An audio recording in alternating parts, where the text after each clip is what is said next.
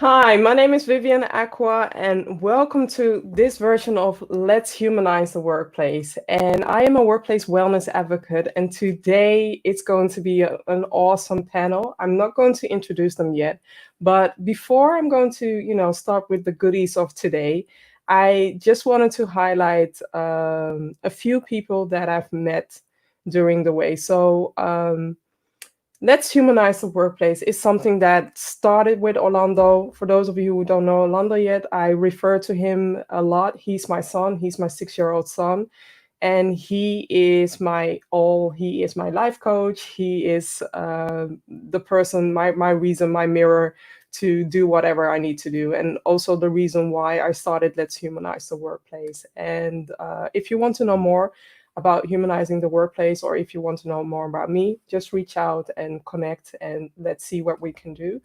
I also want to share something good for you because for those of you who are on my news list, and this is my news list, so go to bit.ly go to bit.ly dash HTW news because I am going to ask my subscribers, those who are on my list, to share questions. If they have any questions or if they want to decide on the topics, I need your help. So if you want to be in that seat, if you want to share, or if you just want to share an awesome guest, or if you just want me to ask your question, please join this list and I will let you know that I'm definitely going to include your questions and topics. So I need your help. I really need your help.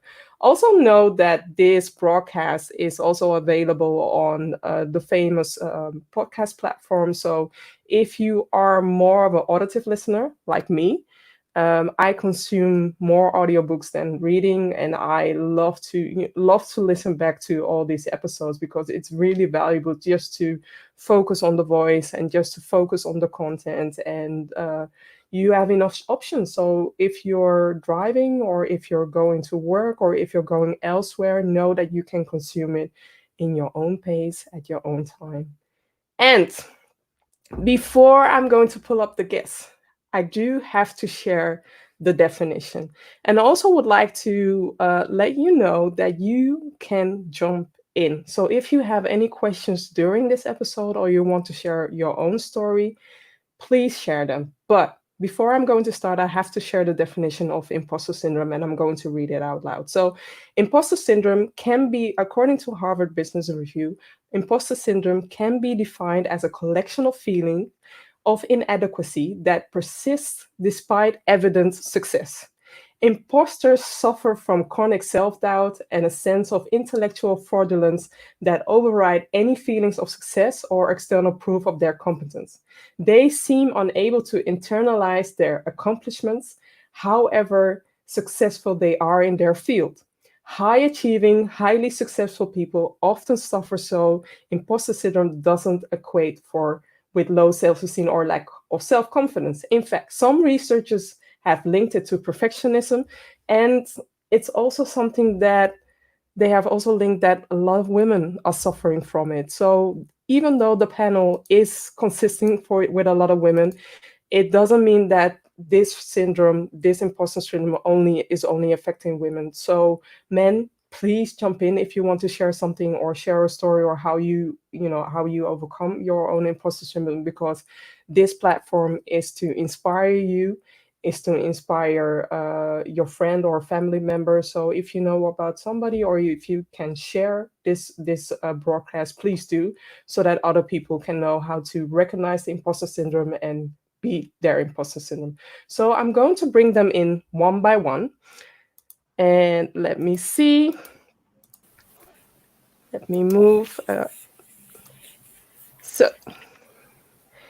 And I'm also going to read out loud their bio. This is technology. First of all, Melissa Romero. She is a purpose-driven go-getter. She is living her purpose of giving others a voice and helping close the gender gap by starting Lean in Netherlands to shape a new definition of leadership.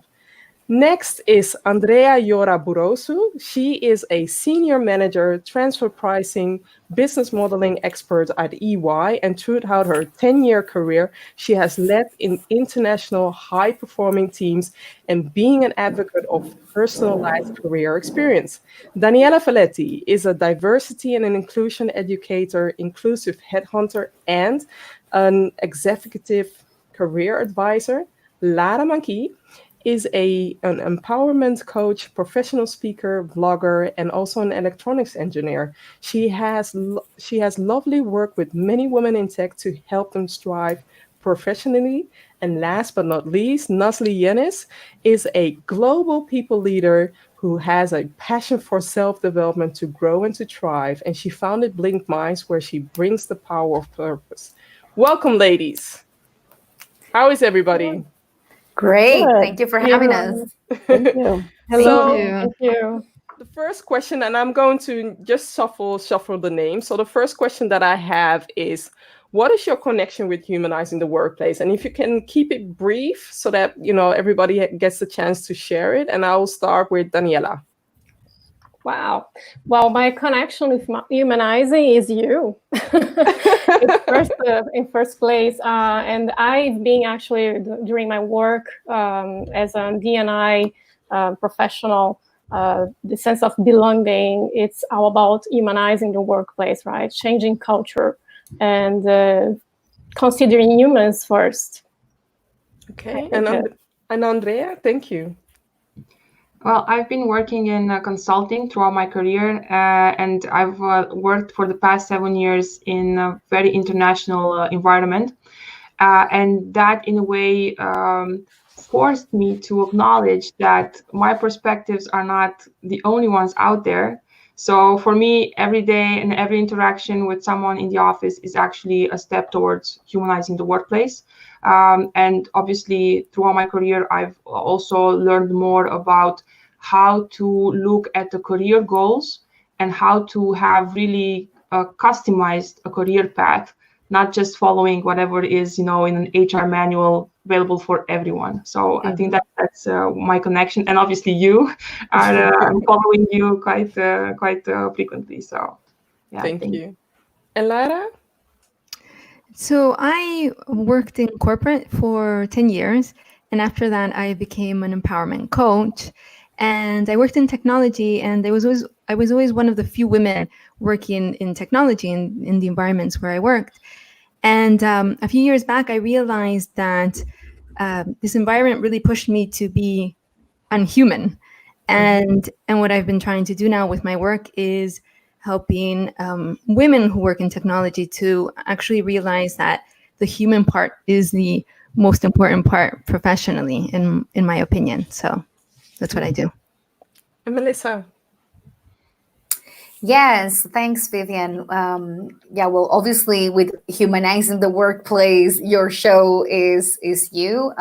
You're a very present also and valued member of the community of Leading Netherlands, of course. But as you know, our mission is to help redefine the definition of leadership, reshape the definition of leadership that is very outdated. So that includes also making it more human and enabling every single human being, no matter their gender, race, sexual preference, etc., to actually make it and succeed not by changing and fitting into an old mold, but simply by being 100% themselves. So that, I would say, very much links with our mission at Leading Netherlands and humanizing the workplace. Thank you. Nasli? Hi, Vivian. So I put greater emphasis on people's, finding the power of their purpose and who they are and bringing their true and authentic self to workplaces. I think which is a great thing to do to humanizing people workplaces and definitely it's you. When I talk to you, my son has been very inspiring for me to just actually found Blink Minds and just following my purpose. So humanizing your workplaces seems to be like a good place to start and bringing your authentic self. Thank you. So I will start with the tough question. When was the first time you experienced your imposter syndrome? And I will start with Andrea. Well, I actually recall it was sometime in high school. I must have been 15 years old, and I was going to a national mathematics competition in back in Romania, and I remember I thought I don't belong there. It was the first time I ever got admitted, and I realized that now looking back, that feeling will also influence how much effort you put into something. And when I got the results, I got a prize for some creative way of solving a problem. And I remember I was not surprised that I won that award, because I knew I had a different approach, but still, I still felt out of place, even if I knew that I had good ideas and a good way of, just showing my math skills. So that was my first time. Sounds familiar, right, to ladies? And Nasli? Yeah, so my first imposter, syndrome experience, I think it started in 2012. I'm pretty sure I had one, when I was 15 years old, but the one that I remember, it was 2012 when I moved, from US and moved to Istanbul. So on the same year, I found out that I was pregnant, and I was starting like a new city, a new home, with new roles. And I was becoming a mom. So everything seemed to be very new and different to me. And, even using like a Turkish language, even if I was born from there, it's in a way that it was very challenging. So I believe it started with, anxiety and fear and lack of confidence when I first started my job. And I was getting ready to just to succeed and do what was expected or right thing to do. I mean, at least that's what I have assumed. Okay. And Daniela? Well, to be honest, I think I had it all my life, but I can't say when exactly I started it, because probably teenager. But I can tell when I first learned like about it, then I started recognizing it in the past. So becoming an entrepreneur helped me go through like the self-development work and actually realize, so that was happening in this company or when I was studying, or so many other situations where we don't think about it. You think you're our problem, right? But then you realize actually it has been repeating like for your whole life. And that's it, I think. Okay. And Melissa? This is really funny because I had a similar one to Andreas. I recall also being in my early teens, and indeed they were called the Olympics of math. So it was something very similar. But actually, that was the very first time. But I think it just kept on repeating it, because when I graduated then from high school, I went on to studying industrial engineering. And basically, normally you start with a path of mathematics that is, with algebra. But depending on your kind of the Colombian SAT, the national exam, very few people could start then with calculus, which is a level up, or the second semester people would go through it. And I was one of the 3 people in my class that started with calculus, and I was the only girl. The other 2 were 2 guys. And I also thought, like, somebody's going to figure out that I don't belong here. Although I did have in math the best SAT scores in my class. I only identify that indeed as imposter syndrome, obviously years later, once you finally come across the definition and you say, okay, this is it. But yeah, it is, I think, very curious. And it's not only Andrea and I think girls have these a lot with mathematics and more like STEM fields, I believe, because of the way we've been conditioned growing up. But I think we'll talk more about it later. And Lara? Similar to what Daniela mentioned, I think that I had during my whole life this sensation, this kind of fear that, I didn't belong, or I was a fraud, or people were expecting so much from me, and they thought that I was doing it, but it wasn't.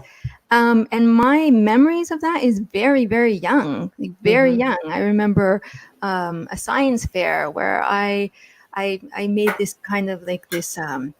It was like this little movie film thing. Well, it was, and they were asking me questions, and I just froze because I felt like I didn't know anything. I didn't know absolutely anything. And so what I feel that this has a lot to do with is a lot of pressure that I felt from my parents, and just trying to like to show up as a lot of people saw me. And a little bit different from what Daniela mentioned. I didn't realize this until very, very late in my career. I mean, just a few years ago, that I had gone and put so much pressure to myself during my whole life. So. Yeah. Definitely. I totally can relate to that, because for me, I realized that I suffered early on of imposter syndrome, but the first time that I do recognize was when I was starting at KPMG. It was my first, let's say, my first official job. And I felt like a fraud because I'm the only Black woman. At the time, I was wearing colors, so not purple, but brown. And I was the odd one who was working for KPMG. So I felt like, even though my family was very proud and a lot of friends were, very proud, it was for me a conflicted way of working for a company, feeling fraudulent and not thinking that I don't fit here, but I do fit here. So you have these conflict conversations with yourself. I call it the two aunties. You have these conflicting conversations with yourself where you know that you are at your place, but then again, somebody is saying something to you. That somebody is you saying to you that you are not, this is not the right place for you. You should be able to work somewhere else because KPMG is, the top 5 company that a lot of people are working for. So that's what I can say. And coming back to Daniela, when did you feel like an imposter? Or why did you feel like an imposter? Can you maybe help the people to recognize the things that you felt at the time? Sure. Well, as an entrepreneur, I think we have it like very often. Every time you need to promote a business, promote yourself, put your face, there, as you are doing now. Thank you for taking your pressure. But it's not easy because in my case, I was educated to be an employee. I was never really taught to be an entrepreneur. So when I decided, it was because I wanted to be my own boss. I was fed up of going through so many things. I was learning about humans' perception in the society and how I can actually control it by being my own boss. But actually, it wasn't really easy, and I struggled in the beginning. Actually, like feeling the fear of putting your face there, in my website. I didn't want to put my picture for a long time, and then I finally put it, but I was afraid of people judging me. Who she thinks she is, when you talk about things that actually you believe in that, and you studied, and you actually specialized yourself, and you are still fearing that you're gonna be not enough, that you are fraud, not legitimate, because there is people always better than you. It's just this feeling, which is, I think, coming from the perception from society and from education. I think it starts from home, right? When I don't want to blame parents, but they were taught like this, but they passed through as well. So complimenting or asking too much from the kid, brings you this perfectionism that described it in Harvard Business Review. So I think this is the key point of my feeling, this imposter syndrome, how my perfectionism was actually calling myself to, hey, what's going on? No, you're good on that. Like, review everything, learn more about yourself. And then I started learning about human behavior, educating myself myself first, and then the others. Okay, and Nestle? Yeah. So I felt like Imposter, I guess through the life-changing experiences, like triggered my feelings and emotions in a way that I was trying to be a superwoman, perfectionist. And I was pushing myself, to work harder than those around me. I had to feel the need of, like to succeed in all aspects of life, as a parent. At work, as a wife, and this feels like a stress, every time you feel like you're not accomplishing something. It's overwhelming feeling that you don't deserve your success, or the question, the fact, are you successful? You're going through like a different environment, and you're just, like judging yourself. So it was just myself, like I was seeing myself as, I'm not as intelligent, creative and talented as I might seem. So I overwork myself. Failure wasn't an option. It's, pretending to know what you're doing at work, and then, coming home and then pretending to know like how to be a mom. So it just less of, like a pretending and not being yourself. And it, of course, like when you have this self-doubt, this is why I just felt it, that you are not good enough, like I'm not good enough, I'm not worthy, and the people around you, and then it just kind of realizes that you're draining yourself. But it's difficult to kind of recognize it, and just listening, Daniela, with Blink Minds, like recently for the past 3 months, I feel like it was gone, but it's not, because I was feeling exactly the same way. Just looking at your pictures, are you going to be judged? Am I going to be like speaking English, or am I gonna just like mess up like whatever I'm saying? So that feeling of it's still there, but at least like maybe more like I'm more like aware of those feelings than it was before. Yeah. And Melissa? Yeah, I think indeed, I think, it will be complementary to what Daniela and Nestle also were bringing on. But I just, going back to the way that we are primed, or the way that we are just put in these boxes and frames, and to no extent, indeed, we can, point at our parents for being bad parents. They were doing whatever they thought was the very best to raise the very best, most lovingly way to raise kids.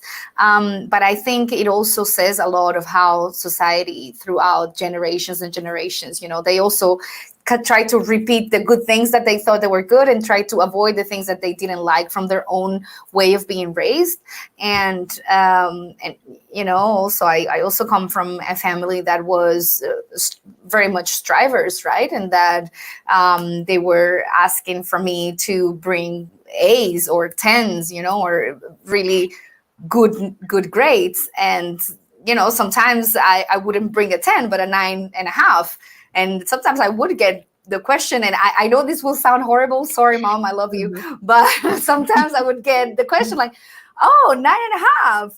Yeah. So what happened? Like, how much did Kathy get? Like, I mean, not like that, but really like being confronted with that, with, oh, damn, I'm so sorry, this was not good enough. So since you're being primed since a little age that it needs to be not good, it needs to be really good, if not perfect.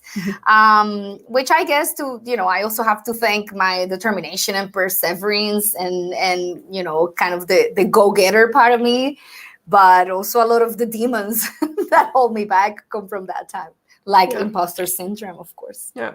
I recognize that in the way I was brought up. So I know that my parents did the best that they could, but one of the things that I don't like is they did the comparison game to the extent that it was, to me, I didn't even at a point I didn't even listen to it. And I have 2 brothers and 1 sister behind me.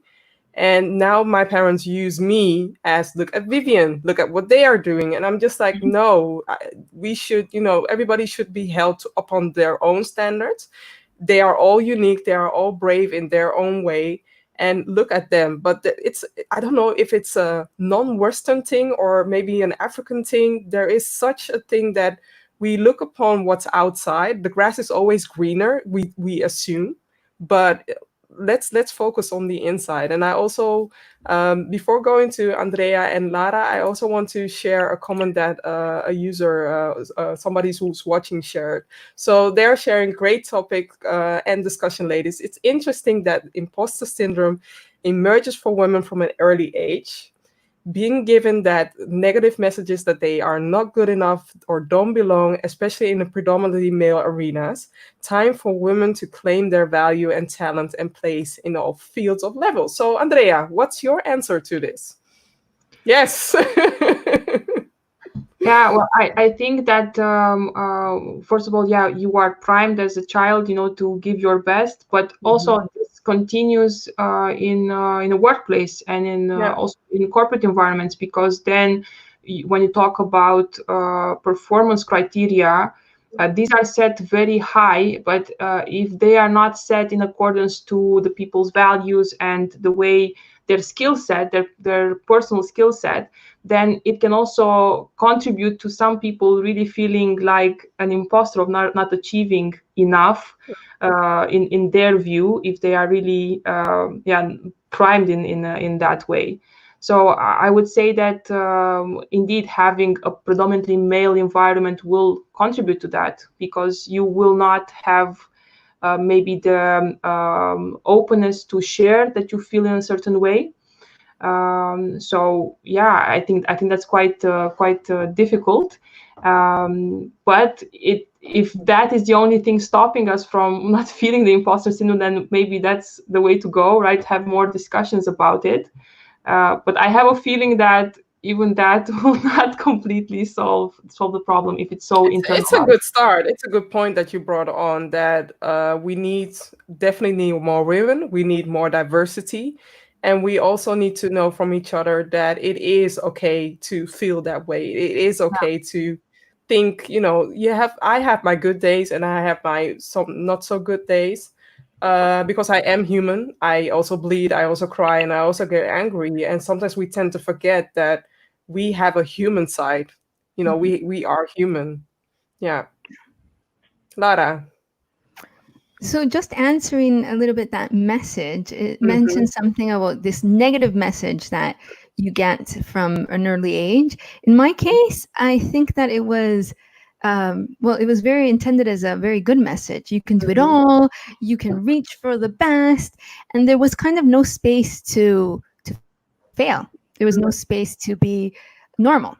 And so my situation, I always felt that I wasn't doing it perfect. It had to be perfect.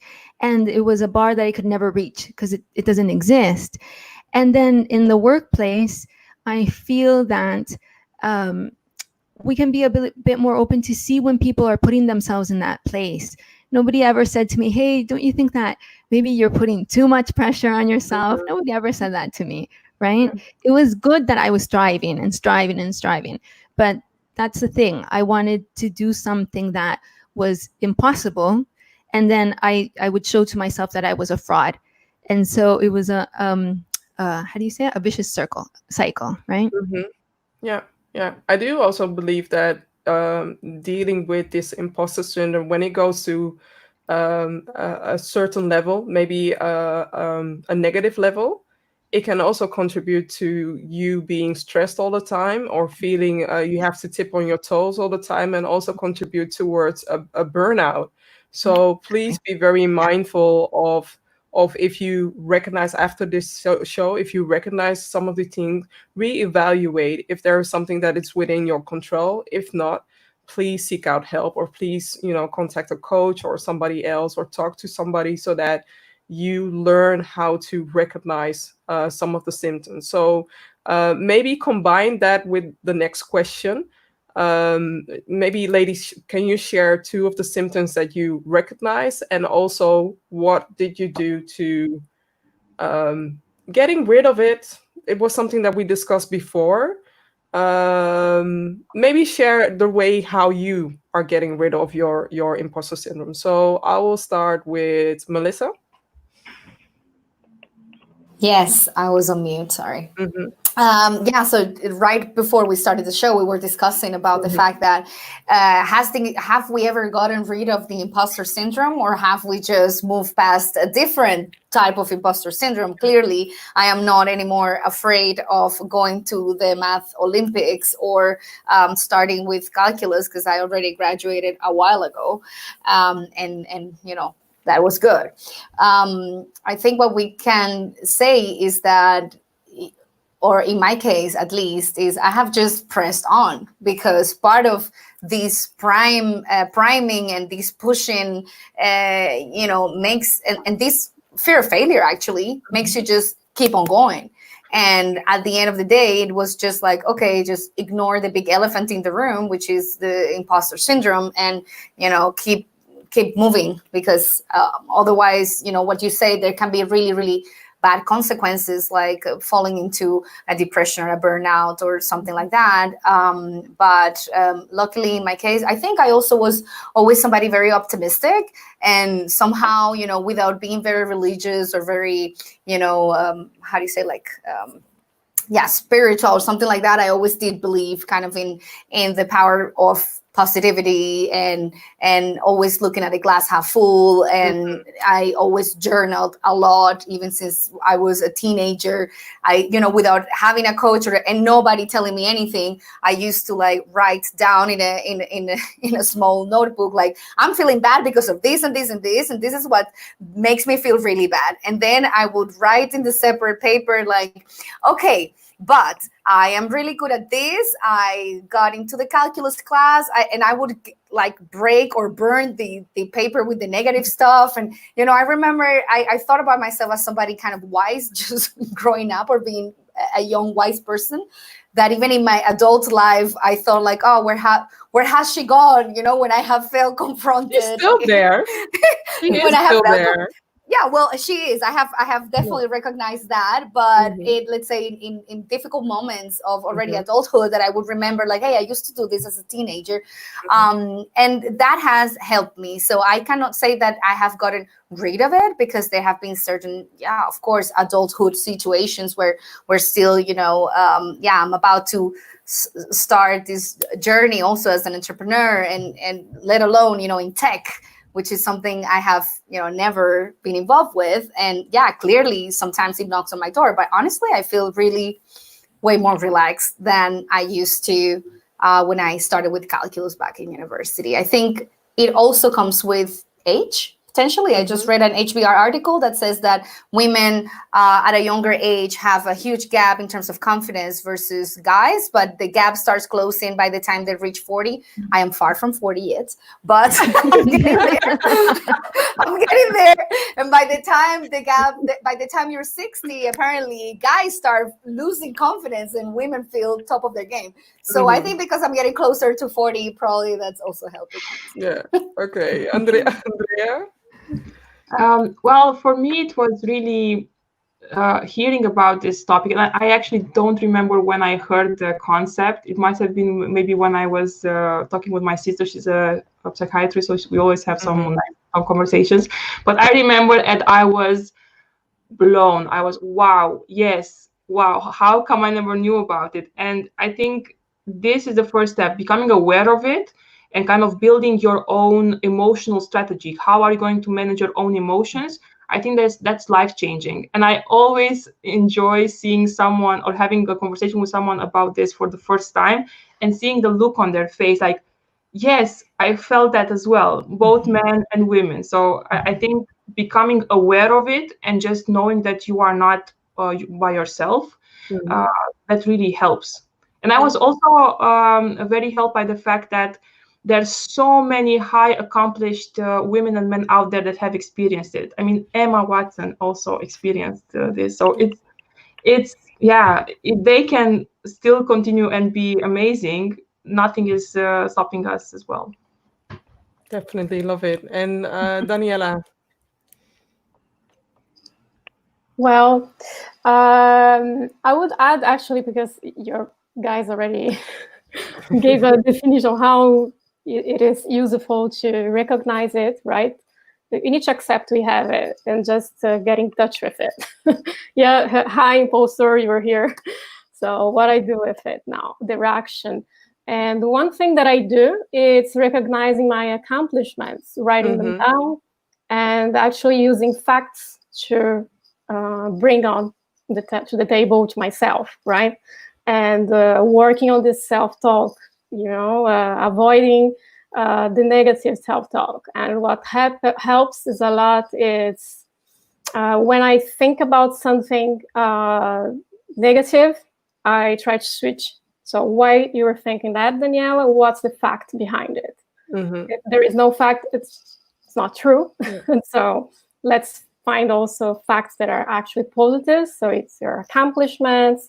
If you need to promote yourself in a company or with your business, look for facts and acknowledge what you have done as well.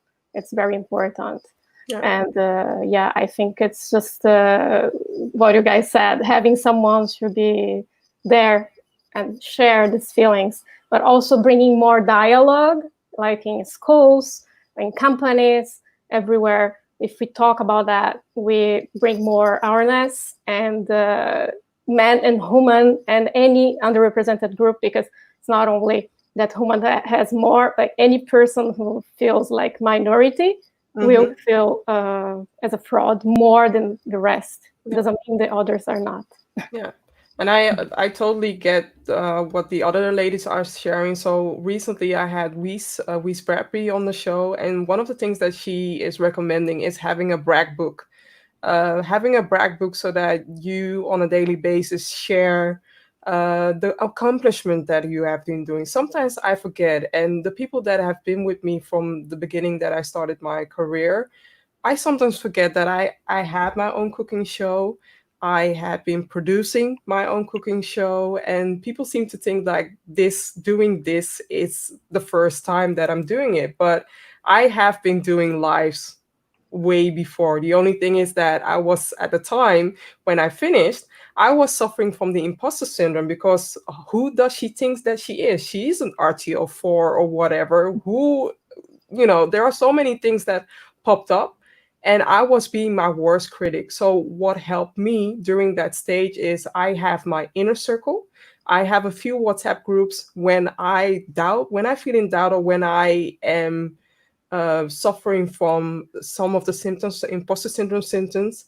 I ask them to hold up the mirror, because sometimes you can be so conflicted with yourself that doing, the mirror work with yourself can be a bit challenging. And I have a few close friends. Sometimes they are annoying. That's how annoying. And I love them. They know that about me, but I love them. But sometimes they can be very annoying, because they are holding the mirror so close and up front for me to see, is it true what I'm saying about myself, or is it false? And once I recognize that, I know how to do that. Even my partner does it from time to time, using my own words, which is the worst, but I love him. So, and my son, Orlando, does it as well. So it helps to have those people around you who can showcase that mirror, so that you recognize the value and the power that you bring. Because sometimes I don't realize how many people are watching this, how many people you are touching, and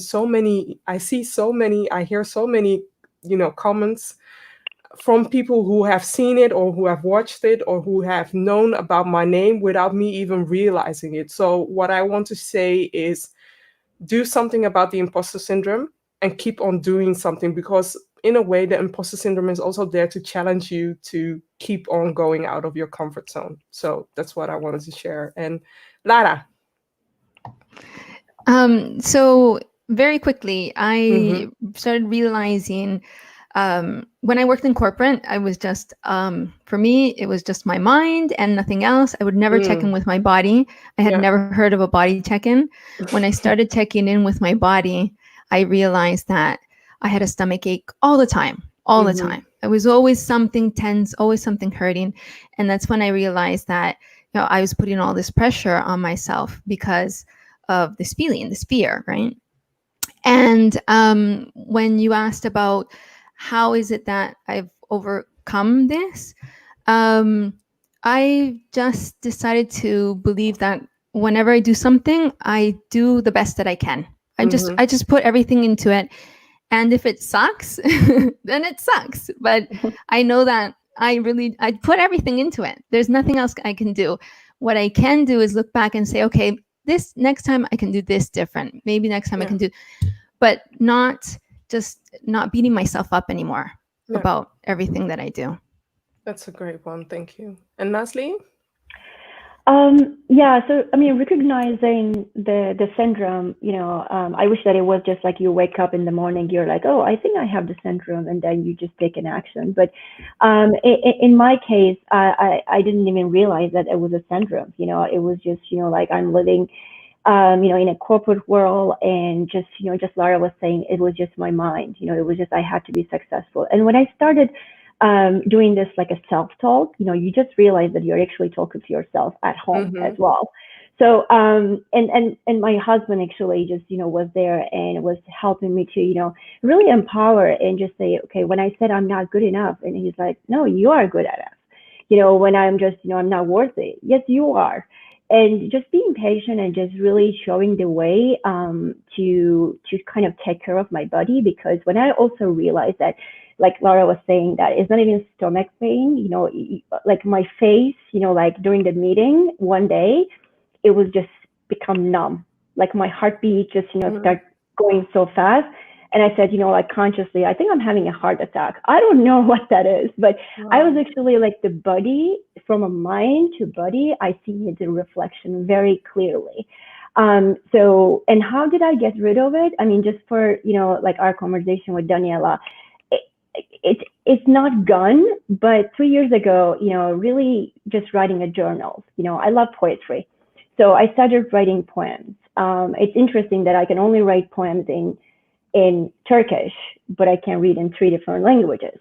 So when I just, getting my my feelings out there, about my son, about my life, and to all of your point, like accomplishment, and I started, like trying to find my purpose, right? Just going through this like a childhood influences, just like everybody that was talking about, what are some of the roles that I have played? What are some of the roles that I have been influenced to?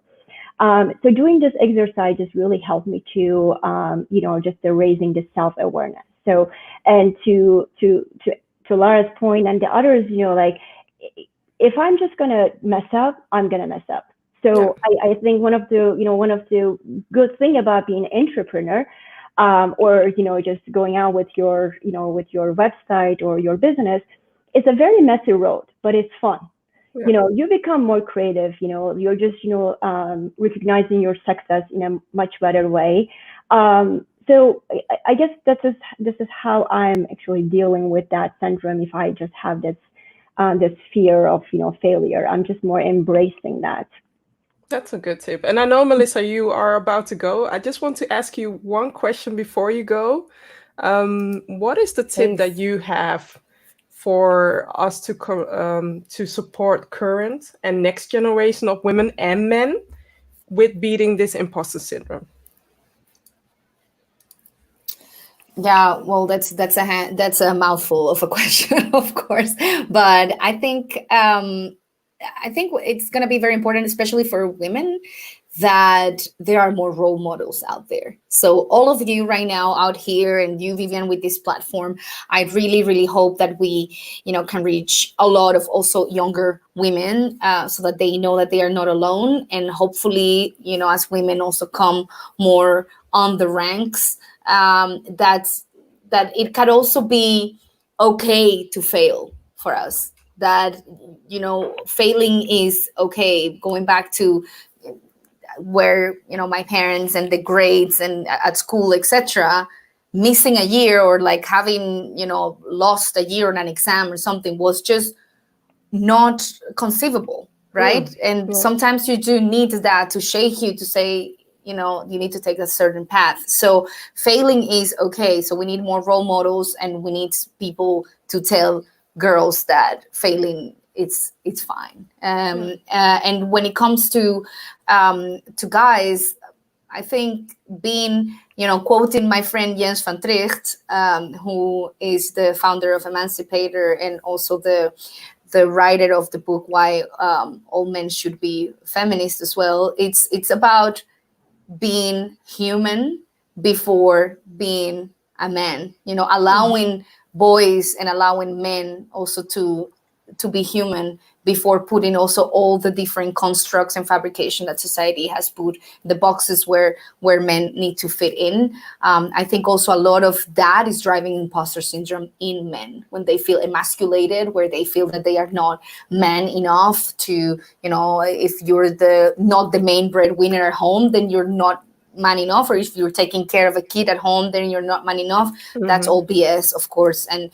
we need to also build the space and the role models for guys as well to be able to be human, so that they can read of it. So that's a little bit of a long answer, but thank you so much for having me. Thank you for being here, and love to have you here, and hope to, you have a good dinner with your partner, and thank you for your valuable insights. Thank you, and thank you all, ladies. Keep on rocking. Bye-bye. Bye. Bye. Bye. And the rest, Atea.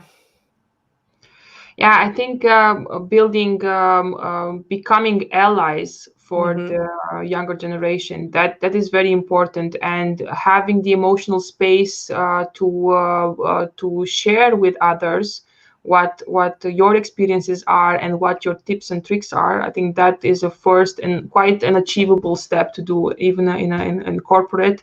Now having, in a diversity and inclusiveness team is already a big step, because you can have these discussions. Those people are usually quite passionate about it.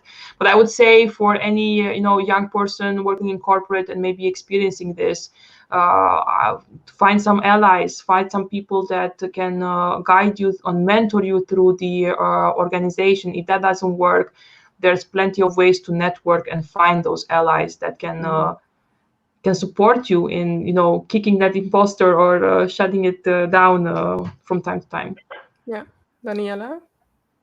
I think you said a lot already, but I would add being a mentor, also teaching, because when you put in practice what you actually feel as a fraud, you're going to actually pass the knowledge and help others. So it always comes through a circle as like learning and fighting this imposter syndrome. And but you're going to actually act in this syndrome that we were actually considering as an unknown thing and avoiding it. And that's it. It's like dialogue, a lot of dialogue. It's important. Yeah, and also know that, there are so many positive sides of you becoming a mentee, but also you becoming a mentor. You learn so much about yourself. You learn so much about your mentee. And it can give you that confidence boost for you to put a sticker on the mouth of the imposter, so that you won't hear that imposter anymore. And I'm going to hand the mic over to Lara. For me, I think everyone said everything about this, but for me, being able to transmit for my daughter, this is what I think when we're thinking about other generations. I think about my daughter. She's 6, and what I try to explain to her is that her emotions are valid, and that if she's feeling it, it's normal. Like, there are many other people who are feeling it as well. So I think that we need a space to really put on the scale, what our emotions are, how they're moving us forward, and how they make us just interact with everyone, and how we work and everything we do. And so I wish there was more of a space where both men and women, we could speak more openly about these emotions that we are feeling, and we could validate them as well. Yeah, that's a good thing. And Nasli? So to me, like, people with imposter syndromes, find it hard to accept compliments. So when things go well, they're like, okay, the good thing, good fortune or, luck. But when something goes wrong, they blame themselves, like Mm-hmm. especially in corporate world, that I have been for 15 years. So what I would recommend, like just a few tips that, develop a new script. So your script is that automatic mental tape, right? That starts playing in a situation that it just starts triggering, like a imposter, feelings. Like when you start a new job or a new product, instead of saying like, wait until they find out that I have no idea what I'm doing, even if you know what you're Yeah. doing, try to think that everyone who starts something new Yeah. feels off base in the beginning. I might not know all the answers, but I'm smart enough to find them out. And the other one is that the visualizing success, just like athletes, professional athletes do. So spend time beforehand, like picturing yourself making a successful presentation or going to a webinar or just presenting your project. It really helps to, like also rewarding your success. Just everybody talks. It's really reward yourself, empower yourself. And I think the last one that, like I personally experienced is that don't wait until you feel confident to start putting yourself out there. Mm-hmm. Courage comes from taking risks. Yeah. And I remember when I was launching my website, when I launched it, I was like, oh my God, what happened now? And I had no idea what to expect. And changing your behavior and how you think first, and then allow your confidence to build over time. Yeah, I truly can relate to what you are saying, also what Lara is saying, because one of the things that my son is listening or is learning at school is learning about the growth mindset. Yeah. He started from from the age of 4. Each year they have a different level of teaching the kids how they can embrace the growth mindset. Even we as parents, we are learning from that, and also letting my son know that it's okay to fail, or it's okay to be angry, it's okay to whatever emotion that you have, because we need to have a space, we need to have a dialogue about it, and then we also need to know that we don't have to fool ourselves, because could you imagine that even the creator of Facebook, like Mark Zuckerberg, he also suffers from imposter syndrome. Everybody suffers from imposter syndrome. The Yeah. only thing is that not everybody shows it, not everybody shares it, and not everybody is sharing these stories. And the first time, what helped me in the beginning, there is this book from Valerie Young, which I read and which made the aha moment. I forgot the title, but the title, Valerie Young, when you Google her, Imposter Syndrome and Valerie Young, it opened so much my eyes. It made me see my idols, my role models in the same level of where I am. Even though they have the years of experience, I can look them in the eye and I know that they have their own dose of imposter syndrome. And to me, it's not a way of me seeing that, ahaha, oh, they have it too. To me, it's a way to relate to them that they have their own struggles and challenges and they have overcome it. So, what can I learn from them to overcome it, so that I can be, that next person to overcome it? Because again, I don't see myself as Oprah. I am inspired by her and I'm learning a lot from her, learning a lot from other role models, but I want to see them as human. We need to see each other as human and realize, after behind every successful person, and successful can be defined in so many varieties, we need to see that behind that there is a human, there is a person, and there is somebody who has so many emotions. And sometimes we tend to forget that. So I just also want to highlight a few of the comments. Toki is sharing, yep, failure was never an option. Now I'm starting to understand that it can be a learning experience and help me face the fear of failure. Thank you for sharing this. And I don't know I don't know how to pronounce your name, but thank you for joining and thank you for commenting. So embrace the good enough approach, and I like that. Yeah. Also, a shout out to David Pushkin. Go, great conversation. The key theme is resonating here for me is having an internal dialogue and giving yourself the space to be in that dialogue and work through a solution. Yes. Nice. Michael, who is a fan.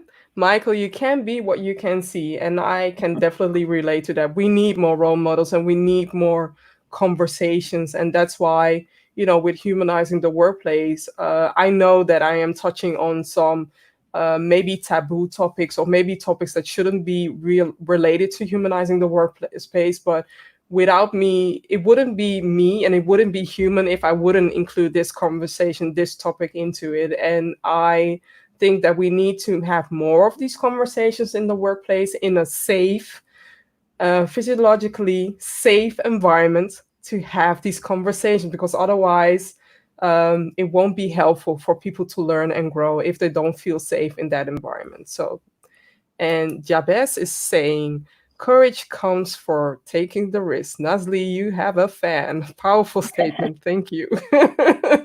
And Deborah Burton is saying, wow, Deborah, thank you for watching. I have been a fan. I am a fan of her. And she says, stay strong and always know you are good enough, smart enough, and strong enough. Thank you, Deborah, for sharing your comments. I really appreciate it.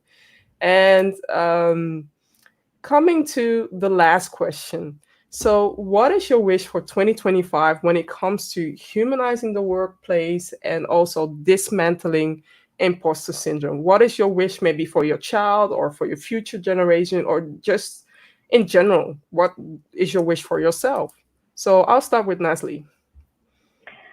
Well, so the other day I was riding a bike with my son, and he's 7 years old, and he shouted out, he's like, "Hey, Mom, it's okay if I fall. Isn't that the whole thing about learning?" Yeah. And I had to stop and question myself, if I was just saying this when I was 7 years old. So I have good faith with the generation. So they're more aware of their feelings, and like you were saying, growth mindset. I would love to see it, growth mindset, with very strong psychological safety in the workplaces. And what I mean psychological safety, it touches to a lot of inclusion, right? We cannot just be diverse. We are diverse already. Even being on this call, we're calling from different parts of the world. So inclusion, it's where it comes, like psychologically being safe to just to share what your feelings are. And I'm really hoping that with the technology growing so fast, more creative things, more purposeful, entrepreneurs, really just bringing their authentic selves in the workplaces. Thank you. Daniela. Wow, she said it all. Did you read your script? Yes. Well, it's just the sense of belonging, right? When you talk about inclusion, how I see into 2025 leaders with a more awareness of the inclusive leadership approach, being really the one who creates this culture of humans first, like real sense of I can speak up, I can give my opinion, I can cheer up myself and others. And this is the way I think we're gonna get a little more rid of this imposter syndrome. So I want to see the next generation like thriving and less afraid of failure. Like failure, you need to accept it. We actually talked about it. So it's very important that we bring down this mindset, the growth mindset. I love this, that your kid is having in so early stage this study about growth mindset. It's just amazing. It is definitely amazing. I always tell the director of the school that I really praise them for sharing that, because a lot of adults can use some of this growth set mind technology. So definitely. And Lara? One thought that's come up with me with this idea, I love the growth mindset, and I feel that if we all had it, we would all feel more empowered, and we'd help others to feel more empowered as well. With everything that's gone with the coronavirus and what's been happening lately, I've felt that we have the possibility of moving more towards a feeling that we're all in this together. And so if we're working we're in a workplace and we feel that we're all contributing not just to ourselves and not just trying to get ahead, but we're contributing also to the other person, right? We're in this together. I feel that it would just be such a difference from what it is today. And going back to what I mentioned, I never felt anybody reach out to me and say, hey, you know what? I think you're putting too much pressure on yourself. I think that if we had more of this mindset that we're all in this together, we could help others to see what's happening with them, to see that they're putting themselves in a pressure that, isn't unnecessary. Definitely. And Andrea?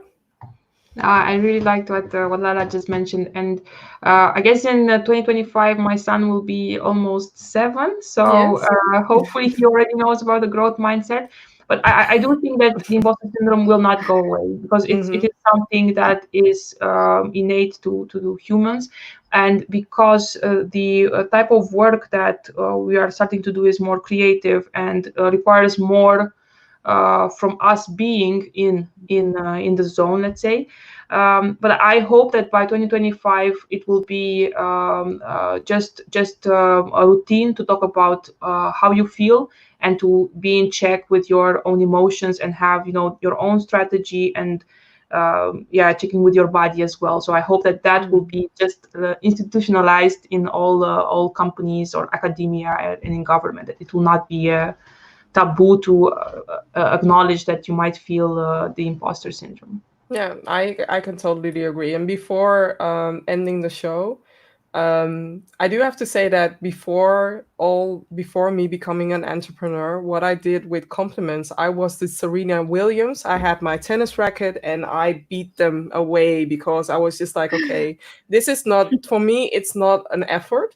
But then all of a sudden, I realized that every time that I'm doing that, I'm not acknowledging the great in me. I'm not seeing the great value that I have. And now I'm just like, okay, keep on coming, because I am collecting, a mood board with all the goodies that people share, because I need that from time to time. When I feel like my imposter syndrome is taking an overhand, that mood board is helping me.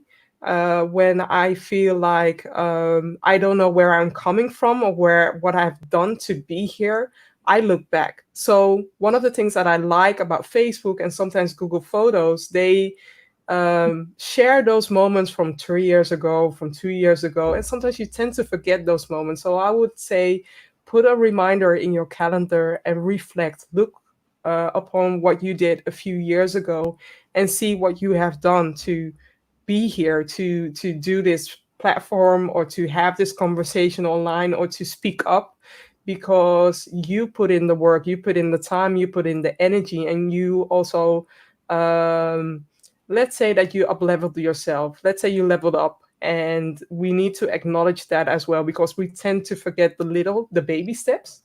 And sometimes when we are there at the finish point, we don't acknowledge where we come from. So when you stand at the finish line, look back and acknowledge every little step you took to get to the finish line. And once in a while, look back as well, that you made, you got that medal, you are a success, and reflect upon that from time to time, because we need those reminders to see the great that we are doing. So don't go yet, I'm just going to announce next week talk, but know that I am utterly proud. I appreciate you for being this vulnerable, because it can be a touchy subject, but the way you brought it and the way you all shared, your personal experience and the way you helped others, I truly believe that those who are watching or those who are listening to this conversation can really feel empowered by saying that they are not alone, and you are definitely not alone in this journey. So I'm going to announce the speakers of next week. So next week we have Ebre Akadiri and Hasiba Saban, and we are going to talk about rise and lead of women of color. And I also have a Dutch announcement. I haven't done a Dutch show in a long, long time. So next week we have a few of the panel members. I'm going to have a Dutch conversation on Thursday, next week Thursday, and it will be about the power of mentorship. I am going to touch in on to do some of the Dutch episodes, but know that every Tuesday I will make an effort to do this humanizing the workplace in English. And if you're watching or if you are tuning in right now, know that we have a podcast, or know that it is a podcast, so you can consume humanizing the workplace at your own pace, or look back into the YouTube.